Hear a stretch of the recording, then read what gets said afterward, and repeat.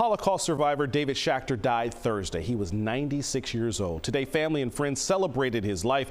David's mission to educate children on the horrors of the Holocaust. In 2012, CBS News Miami's Ted Schaecter followed David and fellow Miami survivors David Mermelstein and Joe Sept back to Auschwitz. Tonight, Ted looks back at the legacy left behind by a man whose message is to fight bigotry and hate. He survived a trip to hell and back, the only one in his family who lived to tell about it. At just 11 years old, David Schaecter was crammed into a cattle car with his family. They were pushed out at Auschwitz. From the minute they unloaded the train to the minute they started killing the people from that train, it took less than 2 hours. His mom and sisters did not make it past the first day. Later, his brother was killed. Through the unbearable pain, David made it his life's mission to educate children on the horrors of the Holocaust. He made multiple trips back to Auschwitz. We went with him on one of those trips, along with fellow survivors David Mermelstein and Joe Sept in 2012.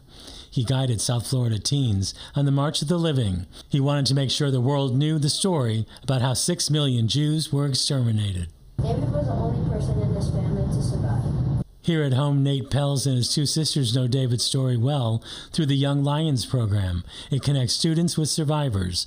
They each were matched up with David.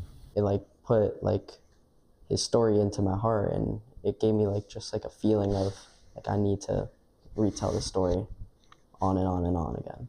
Getting to hear his story firsthand will always be inspiring, and to know that I'll always have that relationship with a survivor, and just understanding the horrific events he went through to make sure that me and my generation can make sure it never happens again. One of David's most important lessons: fight injustice. I think it is so important to always remember how important it is to stand up against hatred or bigotry whenever encountered. He believed that you could overcome evil. David's wife, Sydney, said even with the horrifying events that set the course of David's life, he leaves a legacy of resilience.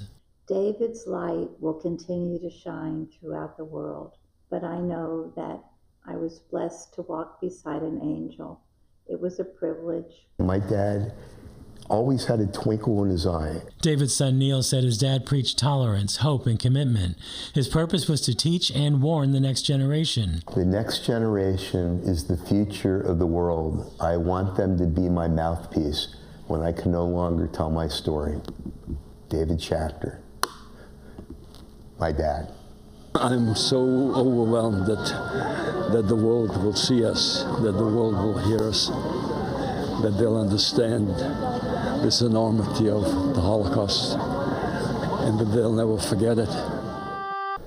And a personal note, traveling with David to Auschwitz was life-changing. Documenting his story, capturing his passion, and learning the lessons that he taught, that we must always fight prejudice, bigotry, and hate. We've seen what happens when it's left unchecked. David will be missed, but his story and his message lives on through the people he touched.